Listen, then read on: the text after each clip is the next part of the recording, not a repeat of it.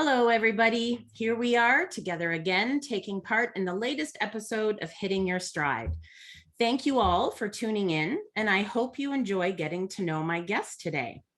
Today's guest is Megan Lane. She has represented Canada in the sport of dressage at all levels, from her many years competing at the North American Junior and Young Rider Championships, the 2014 World Equestrian Games, the 2015 Pan American Games, and the 2016 Olympic Games in Rio. Thank you, Megan, for joining me today. I have really been looking forward to reconnecting with you and this conversation. Likewise. Thank you so much for having me, Tracey. You're very welcome. And for going through, for the effort of putting this together for everybody. I'm sure it's very, very helpful. So yeah. Thank you very much from the whole equestrian community. Oh, you're very welcome. I hope they enjoy the message I'm trying to put out there for all of us as a community to consider and think about. So that's great. So could you start us off by sharing with us a little bit of your journey? Like, how does a young girl riding a pony named Crazy Bull in the Hunter Jumper Rings go to representing Canada in the Olympics? Well, start with a little bit of passion, a lot of hard work, and some very supportive family members. That would be the key ingredients, at least for me in my lifetime. So I started riding probably before I was 3. I started on my mom's 17-2 hand high Hanoverian, and he was such a dream. He was so quiet and so good. So she would give me lead line classes on him, and she always took me to the barn with her in her little baby carrier. So I was always around horses, and then she had that horse at a friend of hers who was a vet, and he basically gave me a pony of his, whose name was Crazy Bull. So that's basically that was the intro. And then from there, my mom, Dr. Llewellyn, and I started a little like pony training and selling business, which was amazing because I got a lot of experience with different ponies and a lot of experience showing. And I did the hunters, jumpers, a little bit of dressage, and 3-day eventing. So I didn't specialize too early. Wow. And I think for those of you growing up or just getting into horses, that would probably be one of my biggest pieces of advice, is to not specialize too early, to get as much experience in as many different disciplines as possible. Those are the biggest things for me. And then from there I went on to dressage. That's where I caught the bug for dressage. Well, can I just interrupt? What was it that made you then decide to specialize with dressage? Good question. I loved the discipline of it. I loved how it improved the rideability for the other disciplines. And I think I'm the type that I really like to master something, and I really felt like I benefited in all areas of my riding through that the most.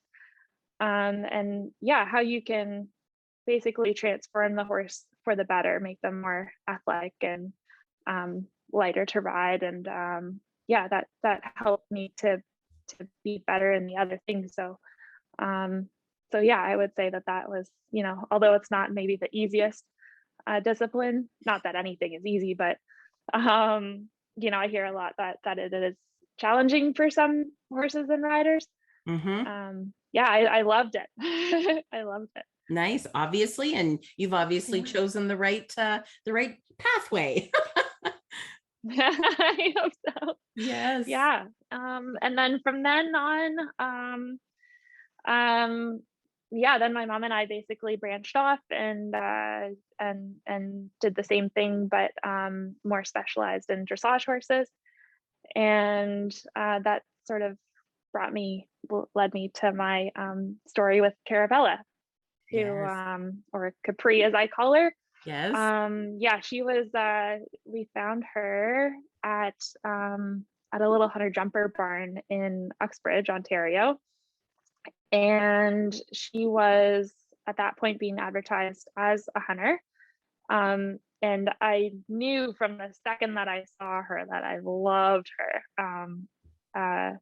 So I actually went with a friend of mine. So it's like such a crazy coincidence because I happen to have an afternoon off, and my friend calls me up and says, I'm going horse shopping. Would you like to come with me?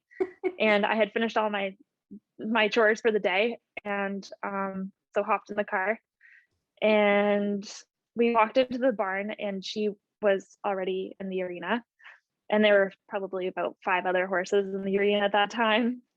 And I saw her, and I didn't think that she was the one for sale. I thought, this horse is way too pretty to be for sale. So no, sure enough, she was the one. And my friend actually didn't like her. And so I said to her, I love her. Do you mind if I buy her?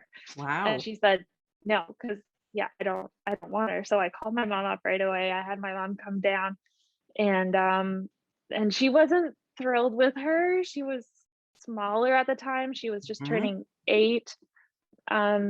She didn't look like the horse that I think of her now as.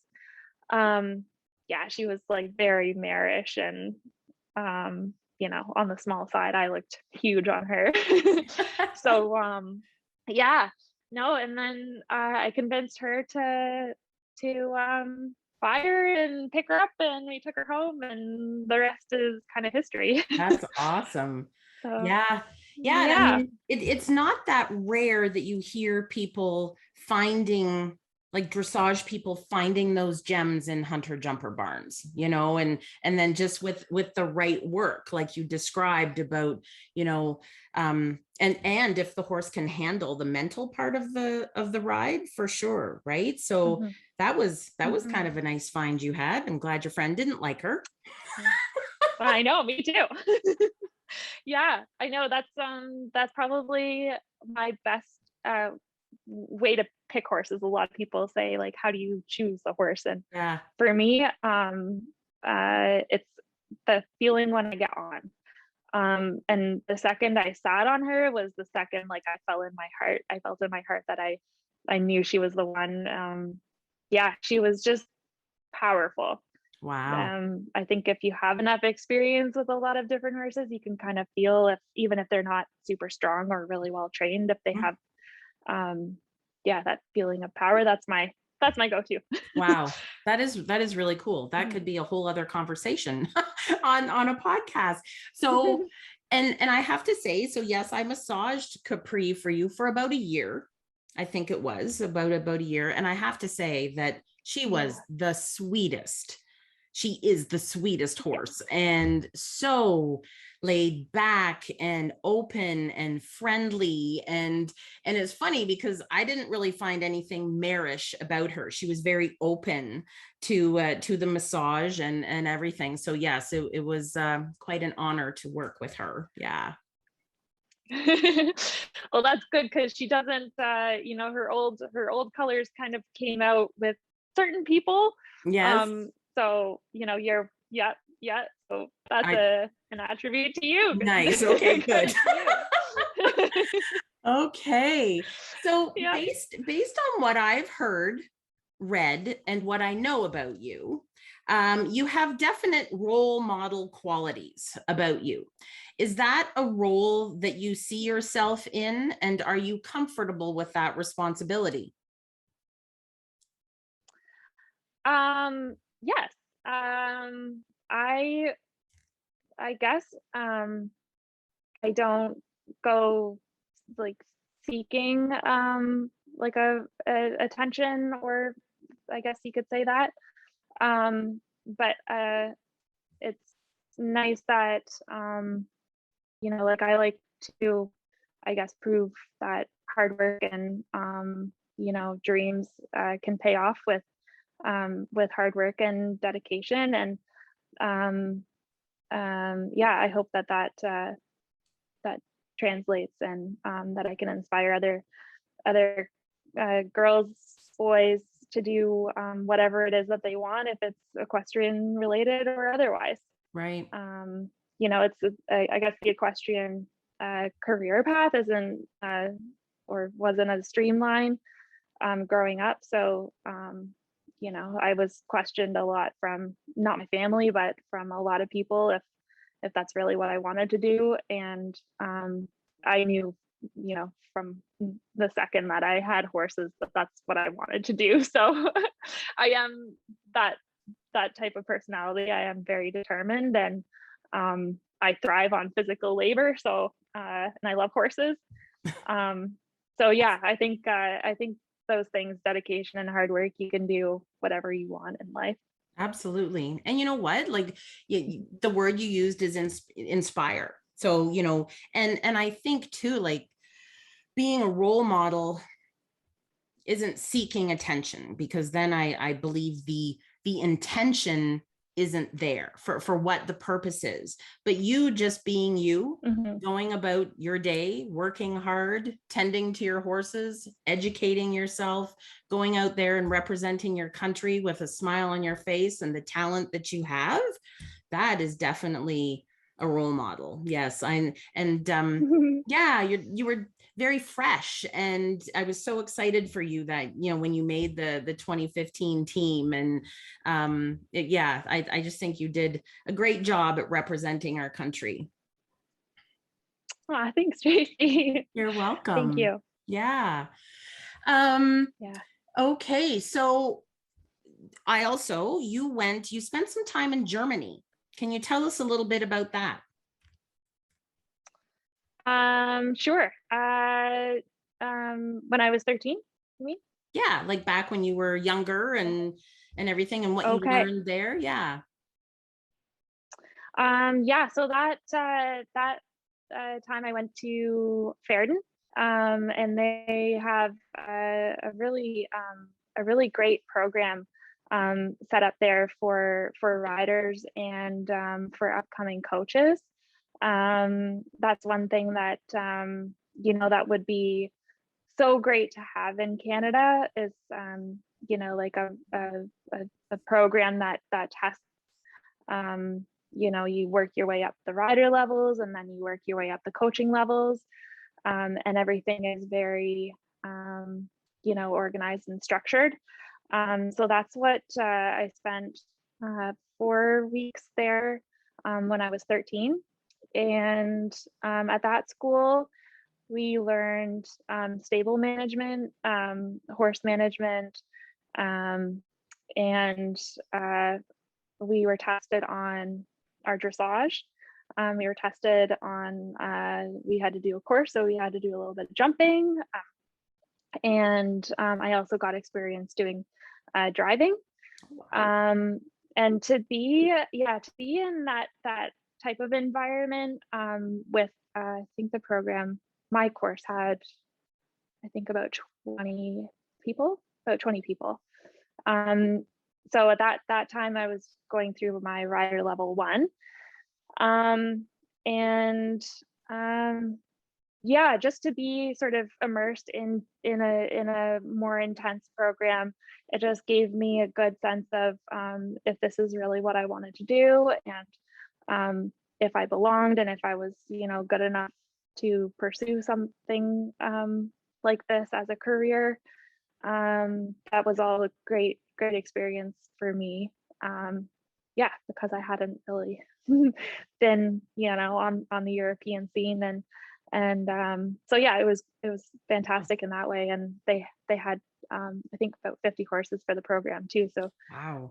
again, we were able to ride lots and in different disciplines. So Well, and at yeah, the it was age of great. And then the test was also kind of fun because we did the test in German as well. So the oh, written test was in German. Obviously, you didn't have to talk when you were riding, but right. yeah, that was fun too. So at the age of Yeah. 13, that's huge. That's Hmm. so I mean, I had the opportunity, this was a very long time ago, to go over to Germany and, go to a certain barn and work with some people and some friends of mine that grew up with my coach that would have set this up for me. They'd gone and they're like, oh my God, Tracey, it is so hard. And I've heard that, like, very hard work. They work you really hard. They expect good quality work and good riding and all that kind of stuff. And life around me wasn't really allowing me to do that kind of thing, unfortunately. But yeah, like, what was it about that? What was the hardest thing for you to learn while you were there for that period of time as a 13-year-old? Um, the hardest thing, I guess, would have been the driving if I were to pick something, because I hadn't had a whole lot of experience with that. I had only gone to a friend's farm once, and that was in the wintertime, so it was, sleigh. So I had a little bit of experience with how they feel when you're driving, but yeah, that was foreign, but it was so much fun. Okay, cool. Yeah, Yeah. so we went across the street and practiced at the Fairden auction grounds that was across the street from the school. So we got to do like the actual courses and through the woods and across the street Oh, and things like wow. that. So that was fun. That would be Hmm. fun. That's awesome. And Yeah. so looking Hmm. back for you as a 13-year-old and who you are now, how did that experience help you grow as both a rider and a person? I would say it probably gave me the confidence that I could pursue it as a career, um, because there was a few coaches there, and they had given me good feedback on my riding, and in my tests. I did quite well. I actually got a higher score in jumping than I did Oh, dressage. wow. So yeah, and that was reassuring to me too, because we had worked together with the instructors throughout the month, so they could really get a good feel for that. And yeah, so basically reassurance, and to be immersed in an intense, very high, sought after place with Yeah. lots of professionals there. So mhm. Yeah.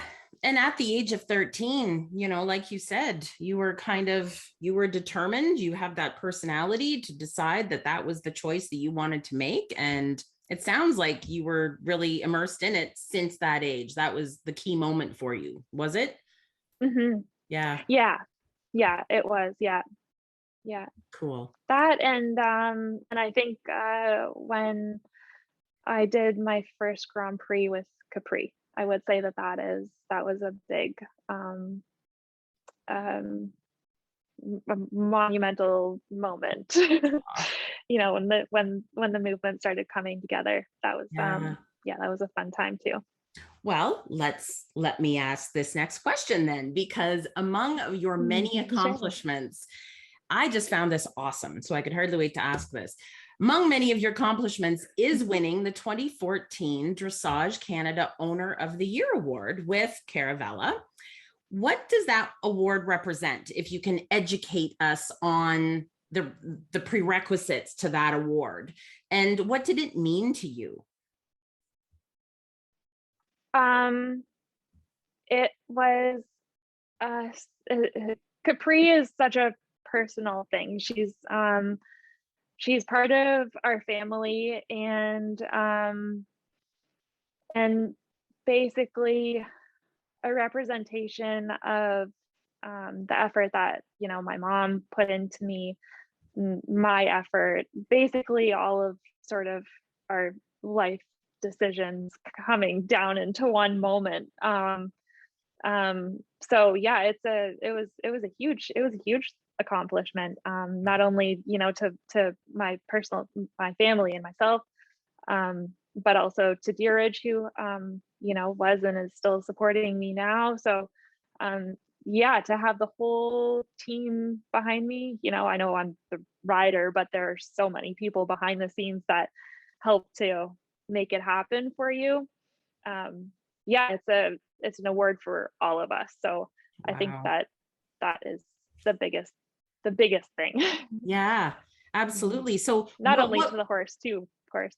yeah, what were some of the prerequisites to this? So, you know, that you met for this award? Because I think the part that I find so awesome about it is that, yes, there's a whole team behind it, but you were such a young rider and you took this horse yourself through this process. And then to win that award, I think is such a feather in your cap. Mm-hmm.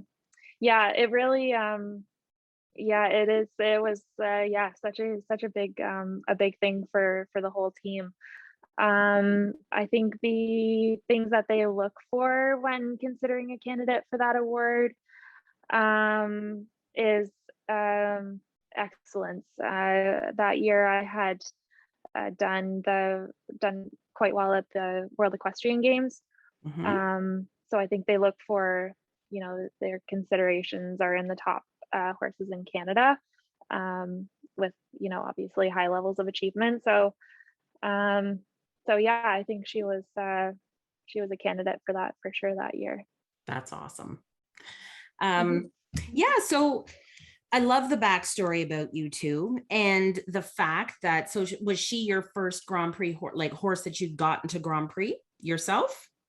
Yes, Yes. yes, yeah. And My first one, and the first one that I had trained fully. Yeah. tell me about the focus needed for that. Like how in developing her and getting her to that point. So like the horsemanship, the connection that you talked about when you first got on her. What was your focus like for during this process? It was, back to my favorite saying, which is, I heard it from Kira Kirkland, um, and she says, "Perfect practice makes perfect." So, whether that was on the horse or caring for her, she was my life. Um, oops, can you still hear me? Yep, I'm gonna yep, plug you're you in. there. Um, sorry.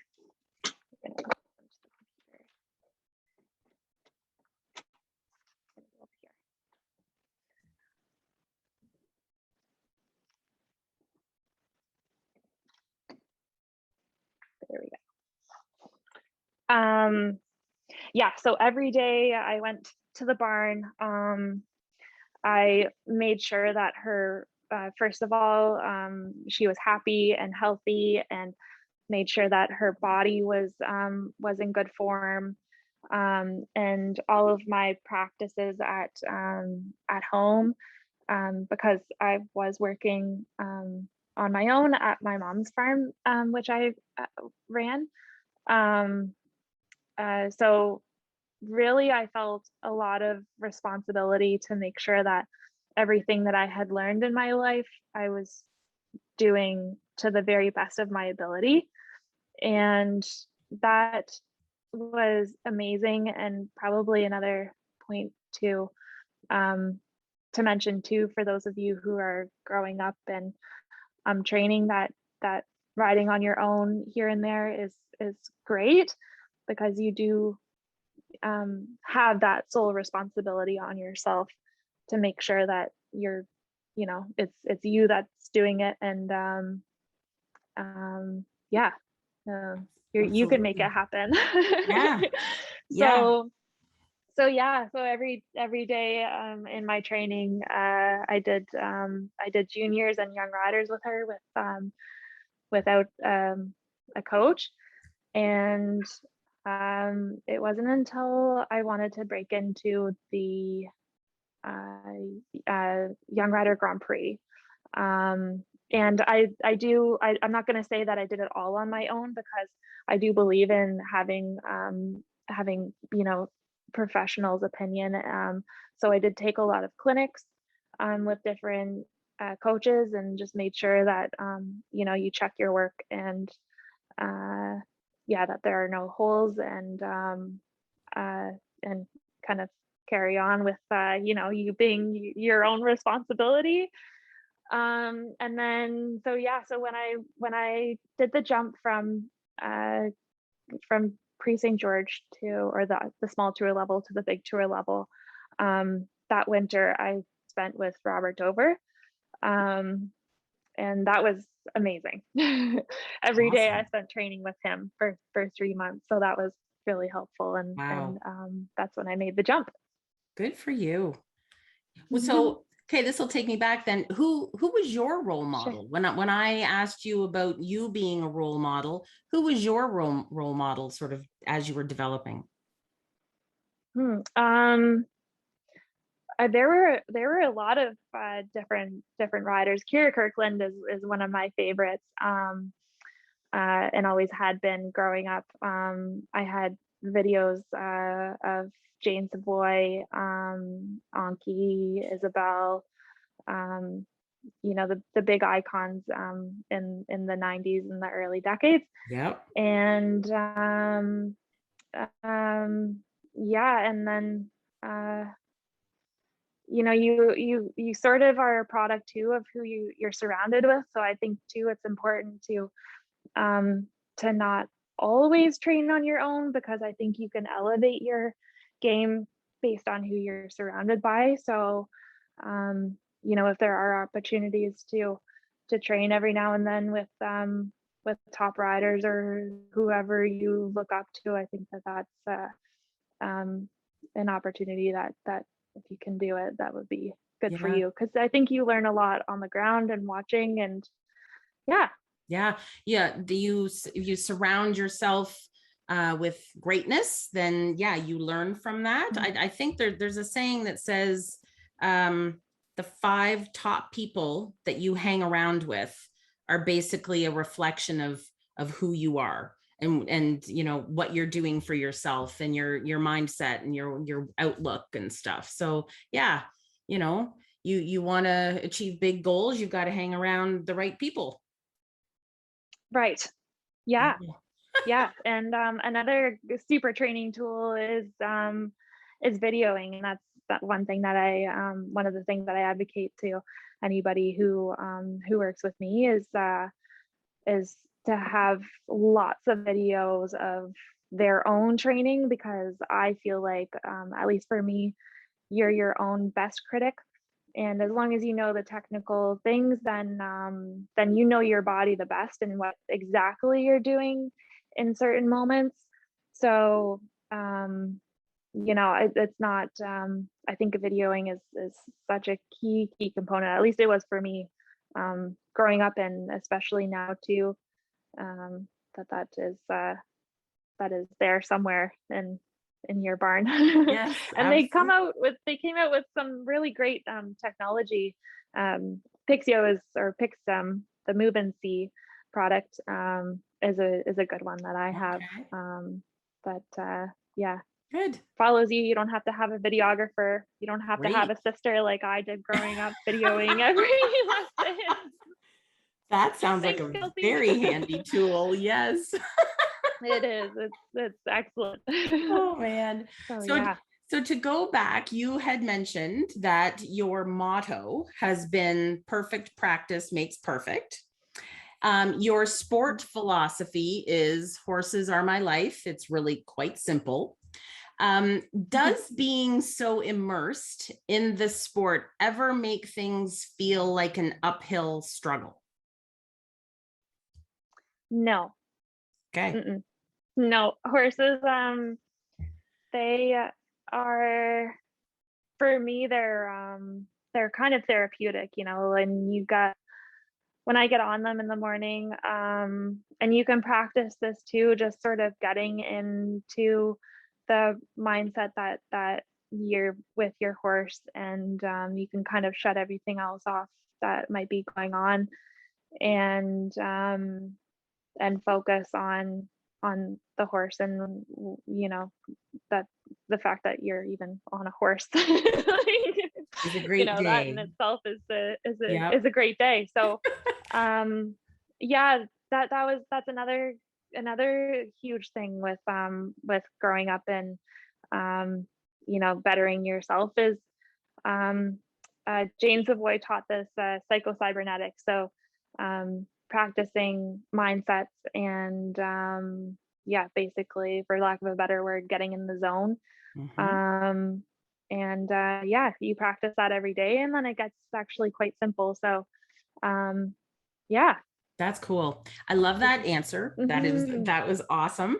And when I made that Thanks. question, I did second guess putting in the word struggle for, challenge. Is it a challenge?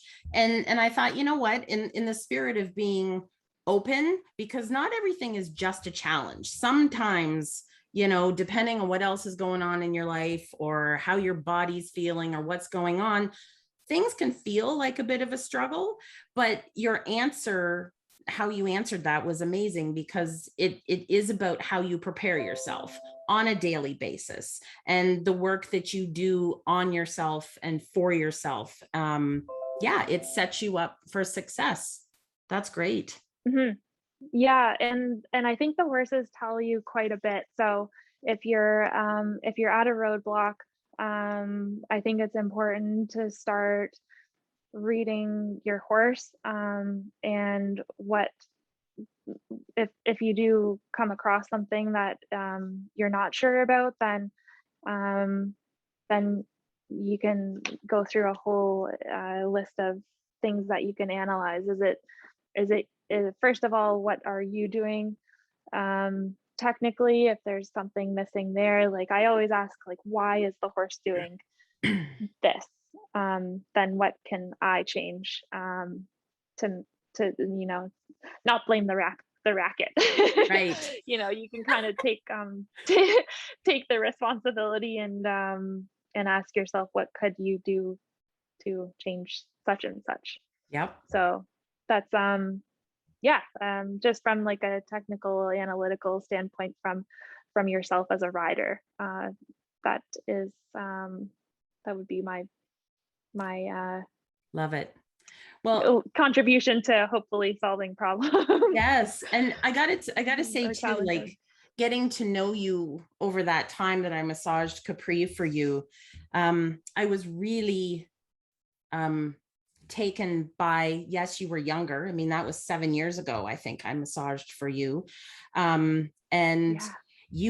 I was really, I don't know if impressed is the word, but I was really taken back by how in depth, like when I found something, when we would talk about Capri's development, you had like the questions, everything you asked was so thoughtful, and I could see you processing what my findings were. It's almost like you were sitting on her, feeling what I was telling you I was feeling. It was so impressive. I thought that for me, of all the years I've been doing the massaging, was a sign of, okay, now that is a rider who is in tune with her horse. I thought it was very cool. Yeah. Yeah, you're great. I know. Yeah, you can do that. So when you work with other professionals in the field like yourself, then you say, oh, I'm feeling this, then I can do different work with her the next day to improve that. Mm-hmm. And yeah, I am a huge advocate for horse management, and I'm a believer in these different therapies to help them compete the best. And the more people you talk to too, the more you learn. It's not it's not there's so much to learn. So I Exactly. keep a very open mind. Yeah, I Mhm. love it. And So along this journey of yours, how do you deal with obstacles along the way? You know, you talk about mindset, and I know before we started recording, you shared with me that you have recently been in a car accident, Mm. and you agreed that you're open to sharing as much as you wish. But your answer to when you were telling me that is like, wow, that is Megan, and everything in this interview. I know the listeners are going to hear this and they're going to, well, wow, that is Megan. That's so if you don't mind sharing a little bit about what you're going through right now and how you're getting ready to get back into the saddle. Sure. So about 4.5 weeks ago, I was in a head-on collision. The gentleman who hit me was going 85, 90 kilometers an hour. I was going the opposite way, going 70 kilometers. And he fell asleep at the wheel and drove his car straight into mine. I had cars on the other side of me, so I couldn't swerve out of the way and obviously couldn't stop in time. So it was it was a very serious accident. So he now I advocate to not drive tired because he actually fell asleep at the wheel, and he's now no longer with us. So I'm very, very lucky to be here, and don't drive tired. But I'm lucky. I only have another week and a half of physio before I can ride, and so I have only a handful of fractures. So I'm very, very lucky. Wow, you are so lucky, and I am so Mm-hmm. so happy that you are well. And I think that, yes, you're advocating that people, especially in this day and age, Megan, when everybody's got so much on the go and they just push themselves to the point of having that happen and putting other people's lives at risk. I'm so grateful that you're okay. So share with us then, if you don't mind, your mindset in recovery, because this has been a huge pivot for you, and now you've got to get yourself back into riding condition. Where do you go from here? The silver lining to this is I have been with Belinda and I have been working with each other now for a couple years. And so, like I said, the silver lining to this has been being able to watch her. She's been coming to Dressage to work with the horses that I ride on a regular basis every day. And so she's been coming a couple times a week. And having the perspective from the ground has been extraordinarily satisfying. I find that her and I's style and approach to training is very similar. So it's been a really easy transition for the horses. And you just gain a different sense of what they can do, what they look like from the ground. You get really into analyzing the feeling, but to see them in person, and I've always seen my horses just through video, so to see them go live is, oh my gosh, I have goosebumps just thinking about it. They're just incredible. So so that's how I've sort of been getting through the last 4.5 weeks without riding, because I haven't ever not ridden for more than 5 days, I'd say. So wow. So it's been amazing. It's been really, really fun. And the fact that you can see a silver lining is a true testament to how you have accomplished what you've accomplished, and how you've done a lot of it on your own. And you know what, it's like, okay, I can't be in the saddle. I'm going to observe, and I'm going to learn from someone I trust and who we have similar, philosophies. Who I respect. You Yeah. One respect. of the best riders in the world. Awesome. Belinda is, And just for listeners, yeah. this is Belinda Trussell, right? Yes, that's Yes. correct. Yeah. Yep, Yeah. absolutely. And then so Yeah. you still get to learn, you still get to almost ride every stride while you Oh, heal. yeah. While you Yes. heal and you work on yourself. Yeah. Yeah. Yeah. Yeah. No, good. So, Good. Um, yeah. so in your opinion, what do Canadian riders need to do or need to do differently to keep getting better at the international level? um, my number one thing I would say is, and I credit my mom for this, is learn the right way the first time. Hmm. I think a lot of people spend too long perhaps um, doing things incorrectly, and to unlearn that is probably one of the hardest things that I've noticed when I see somebody. So definitely surround yourself with the best trainers, and then I think you have a super start to wherever it is that you would like to go in your journey. Yeah.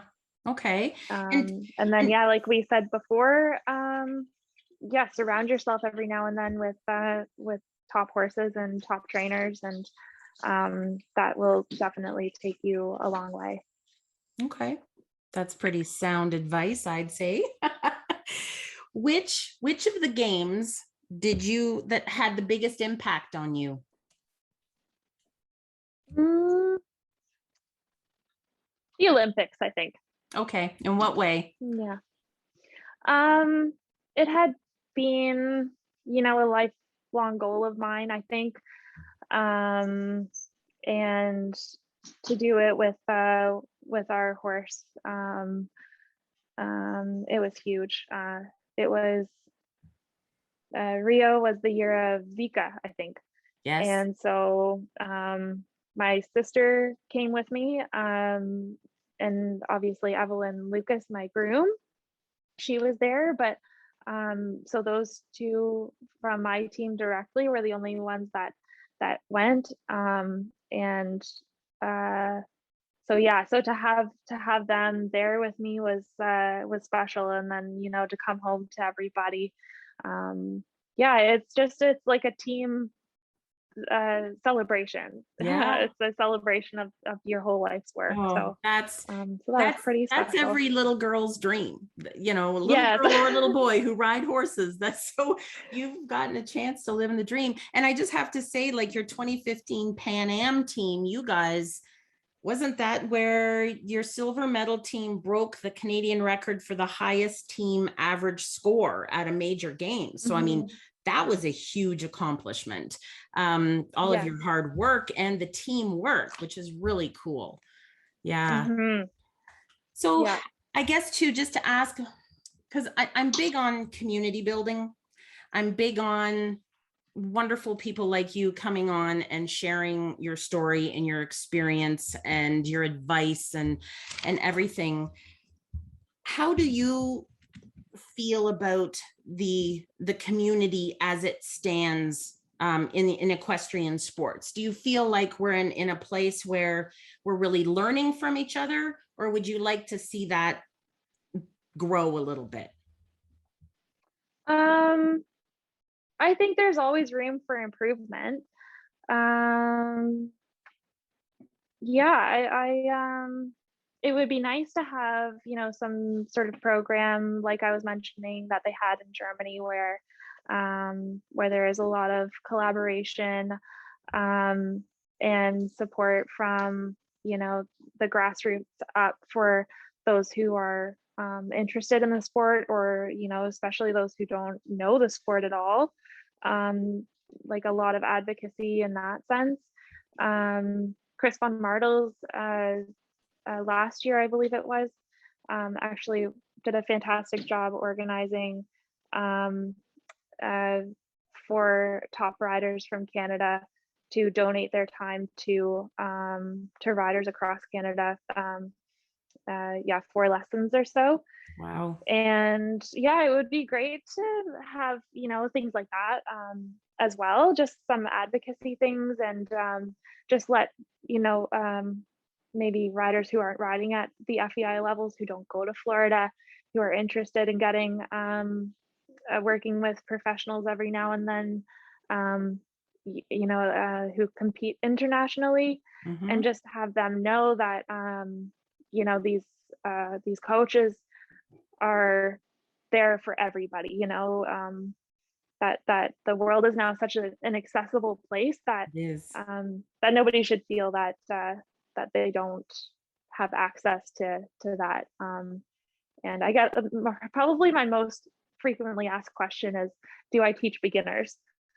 And yes, that would be, you know, probably half of my clientele is Aw. new to dressage, or just yeah, just coming into the sport. So um so yeah, I think it's so accessible. So promotion would be a Yes. great thing. I love Yeah. that. Do you do a lot of Mhm. clinics? I do, yes. Yeah. Awesome. And so Yeah. obviously you Yeah. must love them. You're very passionate about it. People must just love learning from you. Yeah, it's really fun to see the improvement, and for them to get instant feedback from their horse. So to point out um, things that they can do to instantly improve, Yeah. um, yeah, is so gratifying, for Aw. both parties. Yes. Oh my Yeah. goodness. Megan, this has been a thrill. I have been looking, you've been on my podcast guest hit list, and Aw. I'm so Thanks for having grateful. me. Oh my goodness. Yes, this is awesome. Yeah, so where can people find you? Where can they get a hold of you? I mean, maybe there's some listeners out there that thinking they might want a Megan clinic. Aw. Well, Facebook, Instagram. I'm currently updating my website. Okay. Um, but yeah, you can find all of my info through that, or Google, Okay. the Awesome. old-fashioned way. The old fashioned way. That's hilarious. Yeah. Yes. Okay. So I will collect all of that information. We'll put it in the show notes. And yeah, if anybody wants to reach out to you, they sure can. Awesome. Absolutely. Thank you, Megan. Thanks, Tracy.